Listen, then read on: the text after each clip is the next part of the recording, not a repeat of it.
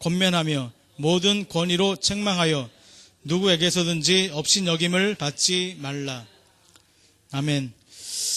지난주에 2장 1절부터 우리 10절까지 보게 되면서 이렇게 세세하게 행동에 대해서, 삶에 대해서 이야기하는 부분이 없다라고 말씀을 드리면서, 왜 이렇게 행동에 대해서 이야기를 하기 전에 이 행동을 하는 그 당시 디도의 상황을 발견하게 되면 믿지 않는 자들이 상당히 악했습니다. 그런데 또 악한 것이 뭐냐면 믿는 자들도 같이 악한 모습이 그들에게 있었다라는 것입니다. 그래서 디도에게 바울이 편지를 보내면서 믿는 자들이 그렇게 믿음을 통해서 나타나는 모습이 보여지지가 않으니까 지금 이 늙은 남자, 늙은 여자, 젊은 남자 종들의 이야기를 하나하나 들어가면서 그들이 하나님의 교훈에 합당한 삶을 살아가기를 원하는데 그 합당한 교훈을 살아갈 수 있는 그 밑바탕이 뭐냐라는 것, 지난주에 자기 자신을 죽여야 된다라는 부분을 언급을 하게 됩니다.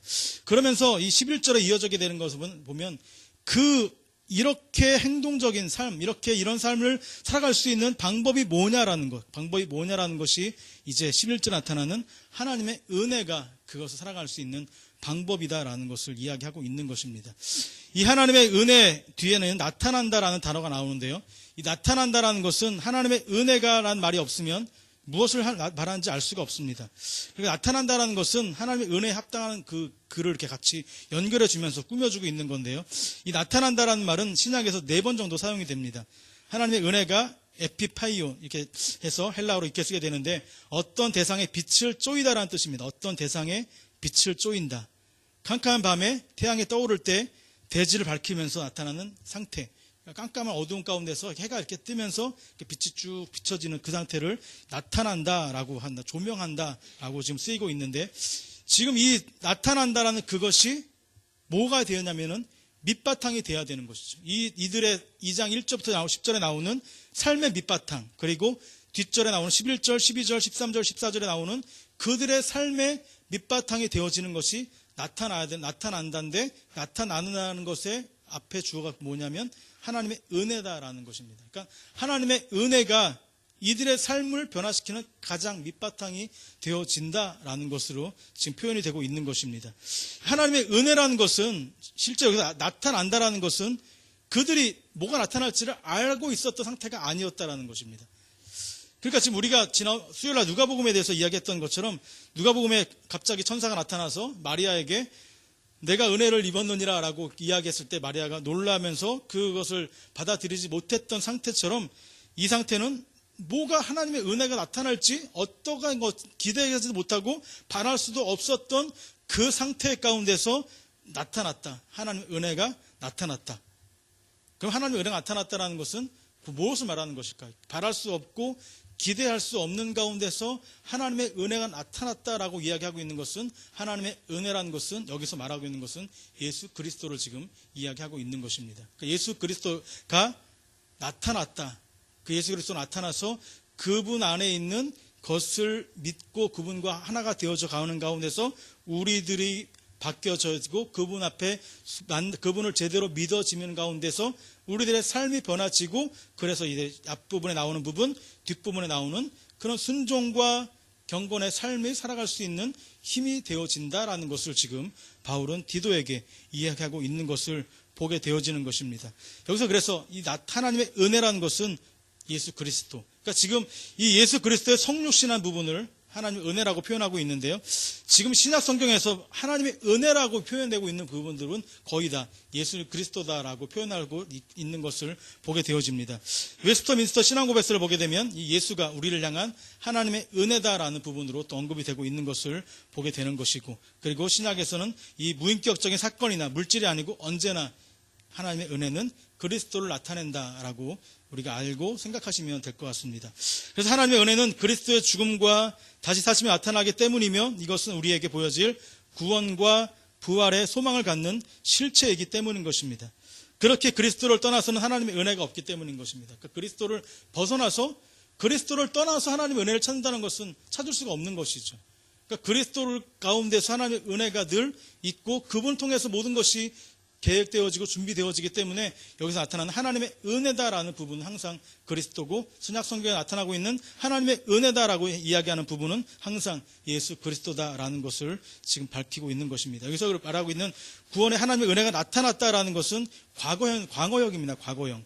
그래서 이 하나님의 은혜가 과거에 완료된 것이지만 계속해서 완성되어져 가고 있고, 또 현재 우리 가운데서 완성되어지고, 또 미래에도 완성되어진 상태에서 우리에게 보여질 것을 이야기하고 있는 것이죠. 그래서 11절은 과거, 그 다음에 12절은 현재, 그 다음에 13절은 미래, 이렇게 과거, 현재, 미래로 지금 표현되고 있는 것을 보게 되어집니다.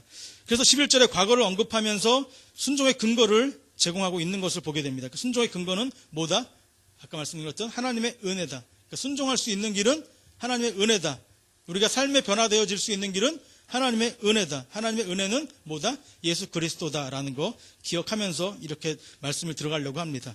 예수 그리스도 나타나심이 하나님의 은혜인데, 왜 여기서는 지금 12절부터 13절에 12절을 자세히 보게 되면 왜 이 세상 정욕을 다 버리고 신중함과 의로움과 경건함으로 이 세상에 살고라면서 이 윤리적인 부분이 왜 여기서 등장하느냐라고 생각해 보면, 하나님의 은혜가 우리 안에 역사하게 되면서 그 믿음은 언제나 우리 그리스도를 인식하게 붙들고, 하나님의 은혜는 그렇게 말씀에 순종하고의 짐으로 인해서 우리가 삶에 우리 안에서 버려져야 될 것들이 12절 나오는 것처럼 버려져야 될 것들은 버려지게 되고, 취해야 될 것들은 취해지는 가운데 보여지는 윤리적인 부분들이 자연스럽게 드러나는 것입니다. 그러니까 자연스럽게 내가 윤리적으로 바르게 살려고 한다라는 것을 내 몸으로 이렇게 표현하는 것이 아니라, 하나님을 진정 그분의 안에 거하게 되면 그분께서 원하시는 대로 살아가다 보면 그것이 윤리적인 삶으로 나타나게 되고, 그 삶을 통해서 하나님 영광을 드러내는 자로 이렇게 바뀌어져 가는 것을 지금 이야기하고 있는 것을 보게 됩니다. 그래서 그 성령이 우리 안에 거하시면서 그를 순종하도록 역사하시고, 그리고 우리는 순종하게 되어짐으로 인해서 하나님의 은혜를 내 속에서 늘 유지하게 될 수 있는 힘을 얻게 되어지는 것을 보게 됩니다. 이것을 은혜의 내적 작용이다, 은혜의 속성이다라고 이야기하는 것을 봅니다. 그러는 가운데 지난주에도 행위를 언급하지 않았던 것은, 늙은 남자나 젊은 여자, 젊은 남자나 진정한 은혜를 깨닫는 자는 그 은혜를 통해서 이 참된 행동들이 나타나는데, 그것이 은혜를 알아가는 자들의 순종의 모습이다라고 지난주 말씀을 드렸습니다. 아까 서두에 말씀드렸던 것처럼 이 섬들의 문제는 이 벳사람들이, 섬에 사는 사람들이 거리가 떨어져 있었고, 또 복음을 듣지 못한 자들의 문제가 있었던 것도 있었지만, 초창기에 사도행전에 나왔던 것처럼 그 성령의 은혜를 통해서 은혜를 받고 이곳에 와서 교회를 세웠던 자들의 모습에 가장 더 큰 문제였던 것입니다. 그래서 그들에게 이 거짓 교사들이 와서 외쳐졌던 모습, 거짓 교사들이 외쳐졌던 그 거짓 진리와 함께 그 전에 먼저 믿었던 자들의 모습이 은혜 가운데 거하는 자들의 모습이 아니었기 때문에, 지금 앞부분에 1장에서 언급이 되고 있는 것이나 2장에서 언급이 되고 있는 이 행동에 대한 이야기가 계속해서 그래서 반복이 되고 있는 것이죠. 그래서 15절에 보게 되면 모든 권위로 책망하며 누구에게든지 업신여김을 받지 말라라고 이야기합니다. 업신여김을 받지 말라. 왜냐하면 업신여김을 왜 받겠습니까? 믿는 자로서 그들의 행동이 아름답지 못했기 때문인 것을 보게 됩니다. 그러니까 그들의 행동이 믿지 않는 자들이나 먼저 믿었던 자들이나 교회에 중심되었던 자들이나 그들의 행동이 아름답지 못했기 때문에 다시 한번 그 교회를 그렇게 믿는 자들을 지도자로 세우고, 그리고 바른 교리를 가르쳐서 교회가 바로 서 나갈 수 있는 것을 바라기를 바라는 마음으로 지금 디도가 해야 될 일이 바로 그거였던 것입니다. 그러니까 지금 불신자들이나 교회 다녔던 자들이나 그렇게 삶이 아름답지 못했기 때문에 지금 다시 한번 이 바울이 디도에게 하나님의 은혜를 다시 한번 강조하고 있는 이유는 뭐냐면, 그 은혜를 너희들이 받아야 너희들이 그 은혜 가운데 거하면서 그 은혜로 무엇이 바뀌어지네? 삶이 바뀌어진다라는, 은혜를 통해서 진정한 순종이 그 안에 드러나게 되고, 은혜를 통해서 성령의 이끌림을 받게 되어짐으로 인해서 삶의 진정한 변화가 일어나게 됨으로 인해서 이들이 거짓 교사들이 가르치는 그 거짓 교훈과 너희들이 알고 있는 참된 교훈과의 차이를 바르게 보여주어라라고 지금 이야기하고 있는 것입니다. 그래서 하나님의 은혜를 받으면 그 특징이 뭡니까? 바로 죄를 멀리하게 됩니다. 이것이 은혜의 절대적인 속성입니다. 은혜는 죄의 심각성과 절대성에 의해서 요구가 되어집니다. 죄가 없다면 은혜도 없습니다. 죄가 있어서 은혜가 필요한 것입니다. 그러나 언제나 은혜가 절대로 죄를 먼저 정당화시키지는 않습니다. 죄가 은혜를 요구하지만 은혜가 죄를 정당하지 않은 가운데서 우리가 받은 은혜는 죄를 멀리하게 되고 죄를 버려지는 모습 가운데서 이 거짓 교사들과의 비교와 그리고 진리 가운데 거하는 자의 바른 삶의 모습이 그렇게 자연스럽게 드러나게 되는 것입니다. 그러니까 지금 이 디도가 지금 이 교회, 이 그레데 섬에 와서 해야 될 일이 바로 그겁니다. 교회는 있었지만 지도자가 없었고, 교회는 있었지만 교회 다니는 사람들이나 다니지 않는 사람들이나 똑같은 사람들에게 내가 말하는 것이 진리야, 내가 말하는 것이 참된 거야 라고 이야기한들 그들이 뭐가 진리고 뭐가 무엇을 참된 것인지 구분할 수가 있겠습니까?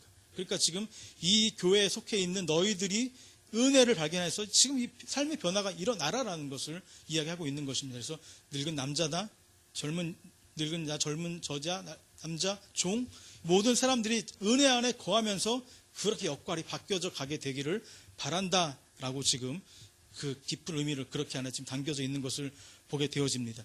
그러면서 하나님의 은혜를 발견한 가운데 이제는 뭘 해야 되냐면 12절에 나오는 양육을 받아야 된다는 것입니다. 12절 같이 한번 읽도록 하겠습니다. 12절 같이 읽겠습니다. 시작. 우리를 양육하시되 경건하지 않은 것과 이 세상 정욕을 다 버리고 신중함과 의로움과 경건함으로 이 세상에 살고. 예. 하나님의 은혜가 우리 안에 밑바탕이 되어진다면 이제는 양육받는 그리스도인으로 자라나가야 됩니다. 하나님의 은혜를 품고 있는 자들, 하나님의 은혜를 품고 있는 자들은 이제 양육이라는 단어가 나오는 것처럼 양육은 보육하고 훈육하는 것, 그것을 말하고 있는 것입니다. 보육은 뭐죠? 젖먹이고 같이 이제 어린아이들을 자라게 하는 것이죠. 그리고 필요한 것들을 공급해 주고 있는 것입니다. 그리고 동시에 가르치고 견책하는 것입니다. 이 양육하는 것의 주어는 뭐죠? 그러면 11절 나오는 하나님의 은혜입니다. 그러니까 뭐가 양육하는 거냐? 하나님의 은혜가 양육하는 겁니다. 그러니까 예수 그리스도를 믿는 그 믿음, 하나님의 은혜가 우리를 키워가는 거예요. 그러니까 우리 안에서 뭐가 계속 있어야 되냐면 이 하나님의 은혜와 예수 그리스도가 우리 안에 계속 머물러 있어야 되는 거죠.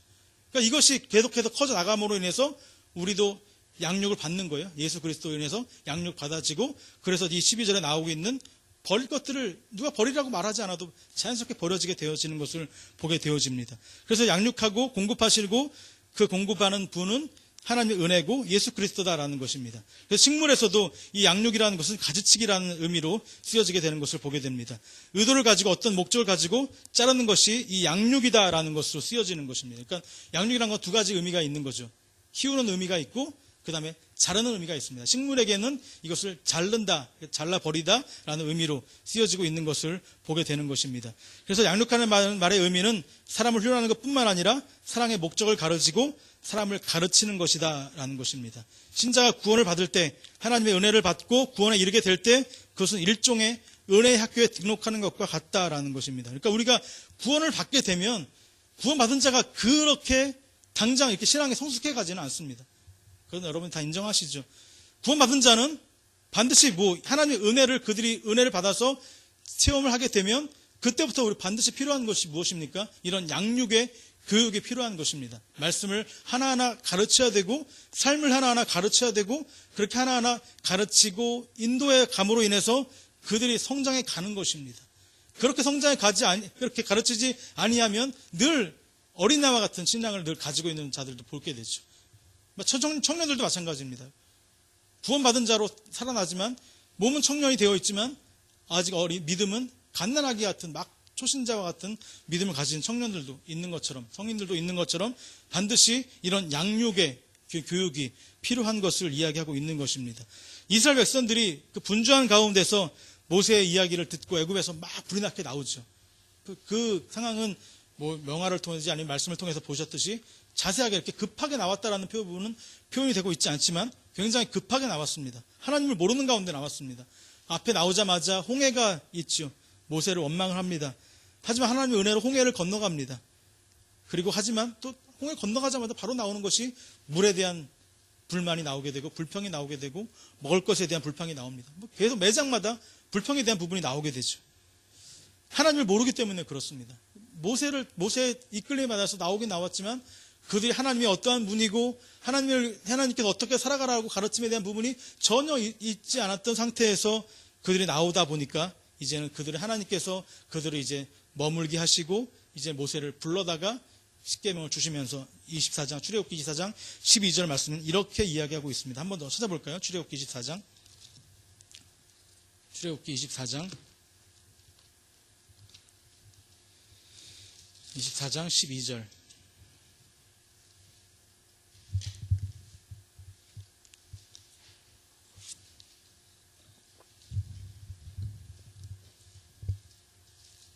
출애굽기 24장 12절입니다. 같이 읽겠습니다. 시작. 여호와께서 모세에게 이르시되 너는 산에 올라 내게로 와서 거기 있으라. 내가 그들을 가르치도록 내가 율법과 계명을 친히 기록한 돌판을 내게 주리라. 아멘. 네, 가르치도록, 율법과 계명을 가르치도록 친히 돌판을 주겠다라는 것이죠. 그들이 그동안에 그렇게 하나님에 대해서 몰랐던 것들을 이제 그들에게 잠시 정착을 시키고 하나님의 거룩한 백성으로 살아가는 법, 어떻게 살아가야 되느냐 하면서 그들에게 하나하나 이제는 가르치실 수 있는 마음을 주시고 가르치도록 모세를 통해서 인도해 주시는 것을 보게 되는 것입니다.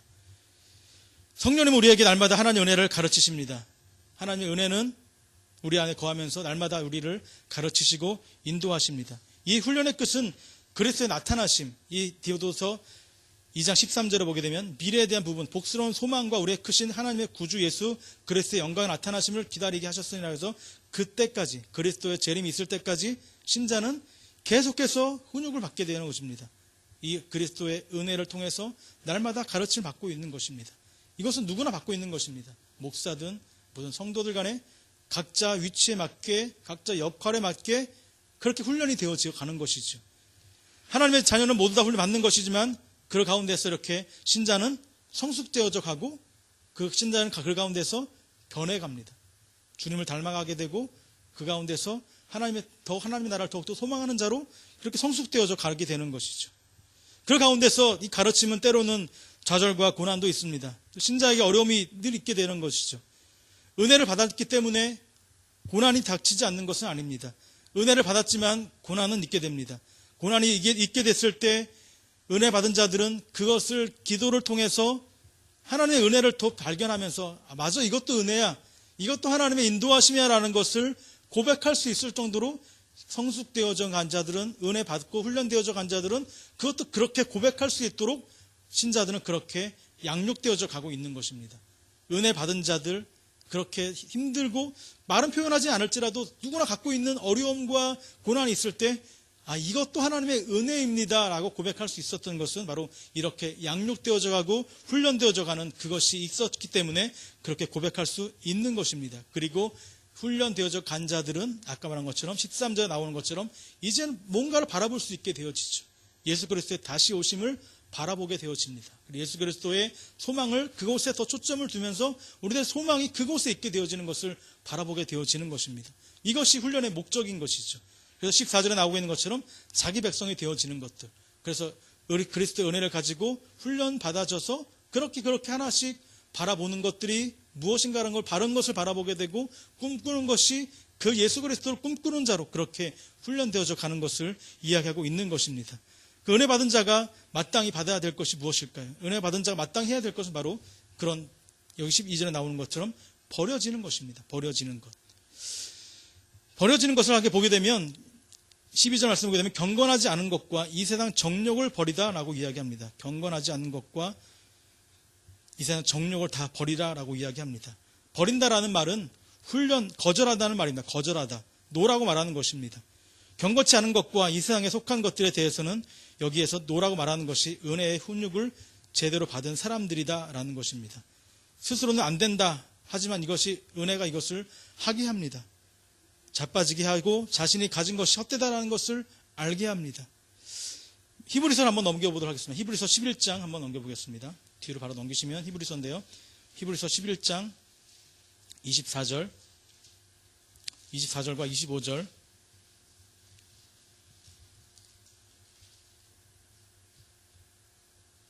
24절과 25절입니다. 같이 읽겠습니다. 시작. 믿음으로 모세는 장성하여 바로의 공주의 아들이라 칭함받기를 거절하고 도리어 하나님의 백성과 함께 고난받기를 잠시 죄악의 낙을 누리는 것보다 더 좋아하고 그리스도의 공주의 아들이라 칭함받기를 거절한다. 모세는 장성하여 바로의 공주였습니다. 모세는 차기 대권을 받을 수 있었던 자였습니다. 제2인자였었죠. 그런 가운데서 이 공주의 아들 칭을 받기를 거절하고 그것을 내어 버리고 갔습니다. 버리고 갔다라는 것입니다. 이것이 뭐 우리가 출애굽기 부분에 이런 부분이 자세히 언급되고 있지는 않지만 충분히 거기서 기다리고 있었다면 충분히 거기 자리에 왕의 자리에 올릴 수 있었던 그런 상황임에도 불구하고 그는 내버리고 25절에 나와 있는 것처럼 하나님의 백성과 함께 고난받기를 원했다라는 것입니다. 잠시 죄악의 낙을 누리는 것보다 더 좋아했다. 공주의 삶을 살아가는 것보다, 공주의 아들로 살아가는 것보다 죄악을 누리는 것, 그 가운데서 죄악을 누리면서 불신자의 삶을 살아가는 것보다 하나님의 백성으로서 함께 고난받는 것이 그가 택한 길이 더 낫다라는 것을 그는 택했다라는 것입니다. 그래서 26절에 보게 되면 같은 의미로 쓰여지는데 그리스도를 위하여 받는 수모를 애굽의 모든 보화보다 더 큰 재물로 여겼으니 이는 상주심을 바라봄이라 라고 해서 그리스도를 위하여 받는 수모를라고 해서 그 당시 그리스도가 있었던 것이 아니라 예수 그리스도가 받았던 그 고난처럼 자기가 받는 이 왕의 자리를 떠났던 그 고난 받는 것이 애굽의 모든 보화보다 더 큰 재물로 여겼다라고 발견하는 것처럼 이는 세상을 이렇게 버릴 수 있는 믿음이 그에게 모세에게 있었던 것을 보게 되는 것처럼 우리가 은혜를 받고 양육을 받는 자들은 버릴 수 있다라는 것입니다. 무엇을 버리냐면 세상에 대한 정욕을 이렇게 버리고 그리고 경건하지 않은 것들을 이렇게 하나하나 버려져 갈 수 있는 믿음이 우리에게 생겨져 나게 된다라는 것입니다. 은혜는 그것에 대해서 단절하라라고 가르칩니다. 은혜는 그것에 대해서 딱 잘라 거절하라라고 이야기를 합니다. 그러니까 우리 안에 거하는 진정한 은혜는 세상을 향해서 세상으로 나아가라라고 이야기하지 않고 세상을 잘라라, 세상을 등져라, 잘라 버려라라고 이야기를 하고 있습니다. 그러니까 우리가 진정 하나님을 믿는 자들은 이 세상 안에서 살고는 있지만 세상과 기쁨을 누리는 자가 아니라 이 세상을 자르는 자들입니다. 아까 이 파이디온이라는 말, 그것이 식물에서 자르다라는 의미로 쓰여진 것처럼 진정 바르게 양육되어 가는 자들은 세상에서 기쁨을 누리기보다는 이렇게 경건치 않은 삶에 대해서 그 세상에 대한 나의 이끌려가는 욕심에 대해서는 자를 수 있는 것이 진정 은혜 받은 자의 모습이다라는 것입니다. 우리가 오늘 기도하면서 내가 아직까지 세상에 대한 그런 마음이 있고 세상에 대해서 좀 더 잘 되길 바라고 세상에서 좀 더 누리기를 바라는 그런 마음들이 있다면 좀 같이 회개하기를 원합니다. 그래서 진정한 하나님의 은혜가 내 안에 거한다면 하나님 내 이거 은혜 받은 것은 세상을 자르라고 이야기하고 있는데 내가 자르지 못하고 있는 것이 무엇일까라고 고백하면서 그것을 자르기 위한 또 간절함의 기도가 있는 저와 여러분 되어지기를 바라겠습니다. 우리는 늘 이것을 약간은 남겨놓습니다. 2% 항상 어느 정도는 세상에 항상 미련을 두게 됩니다. 그거는 뭐 저도 마찬가지죠. 말씀을 전하는 저나 모든 사람들은 세상에 대한 미련을 두게 되어집니다. 하지만 진정한 은혜로 양육받는 자들은 이렇게 세상을 등지고 세상을 떠나는 자로 이야기되고 있는 것처럼 우리가 점점 나아가야 될 길은 바로 이 세상을 떠나는 자, 세상을 자를 수 있는 자로 나아가기를 고백하기를 원합니다. 그리고 이렇게 근절해야 될 죄는 마음에서부터 없애야 한다는 것입니다. 경건치 않은 것은 하나님께서 살아계신다는 사실에 대해서 고려하지 않는 것입니다. 이 세상의 모든 문화는 하나님을 부정하는 토대 위에서 만들어진 것입니다. 그런 것들에 대해서 노라고 말하는 것입니다. 그렇게 노라고 말한 다음에 나오는 단어가 무엇이냐면 신중함과 의로움과 경건함이다라고 이야기합니다. 신중함과 의로움과 경건함. 이 신중함과 의로움과 경건함은 모두 다 하나님 중심에 대한 이야기입니다. 이 신중함이라는 것은 절제를 말하고 있습니다. 한 가지 일에 몰입하거나 탐닉하지 않는 것입니다. 절제라는 것입니다. 우리가 마땅히 해야 하는 일에 대해서 예스라고 하지 않는 것에 대해서 노라고 말하는 것이 자기 절제의 삶을 말하고 있는 것입니다. 자기 자신의 감정이나 충동을 하나님의 뜻에 맞도록 운영하라는 것입니다. 신자라고 해서 욕망을 철저하게 억압하는 것은 신자의 태도가 아닙니다. 욕망을 일부러 억압할 필요는 없죠. 하나님 안에서 취미생활도 기쁘게 누리고 우리가 누려야 될 삶은 하나님 안에서 풍성한 것들이 너무나 많이 있습니다.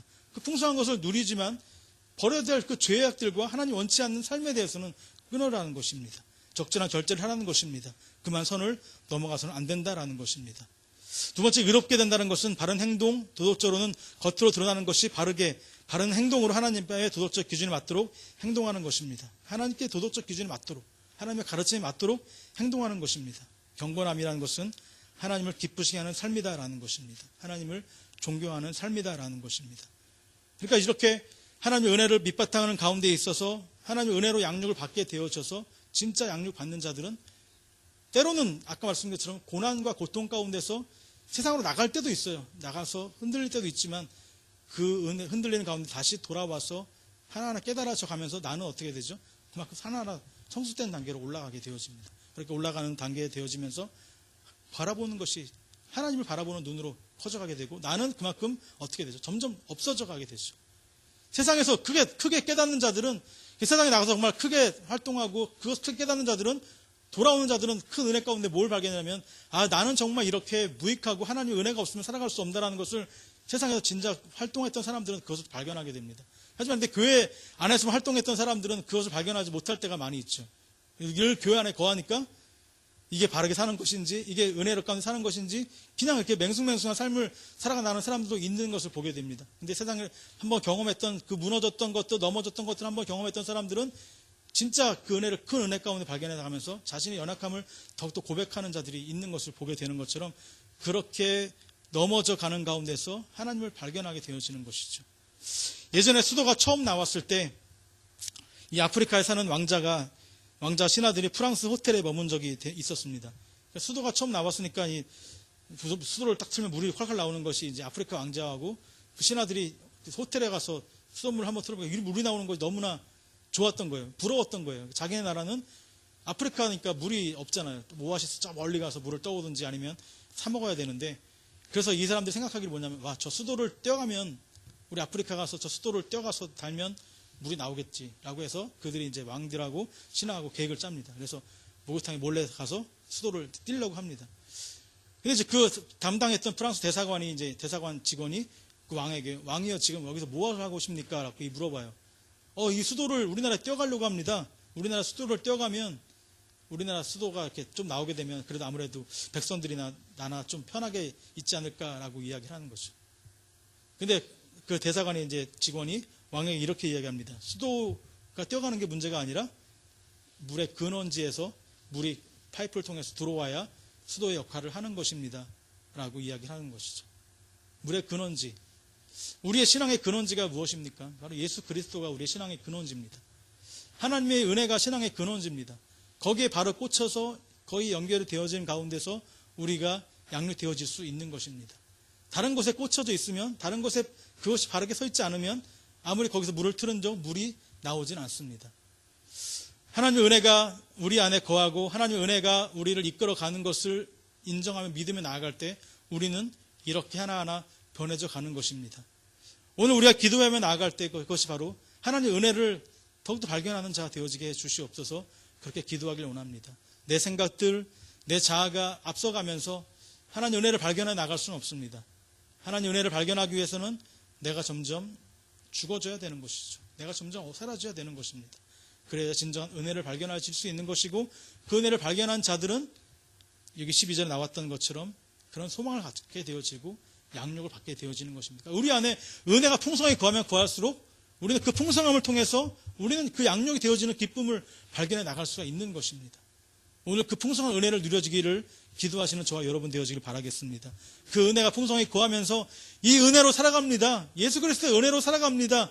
이 은혜로 저를 이끌어 주시옵소서. 그 은혜로 제가 맡겨진 이 직분들을 하나하나 감당할 수 있게 하여 주시옵소서. 그러니까 여러분 내 생각대로 이 모든 일들을 감당해 나갈 수 없습니다. 오직 내 안에 가득 차 있는 은혜, 내 안에 가득 차 있는 성령의 충만함, 이것이 우리를 이끌어갈 진정한 힘이다라는 것을 고백하면서 오늘도 기도 가운데 충만한 것을 누려지며 하나님을 더욱더 발견하는 저와 여러분 되어지기를 바라겠습니다. 기도하겠습니다.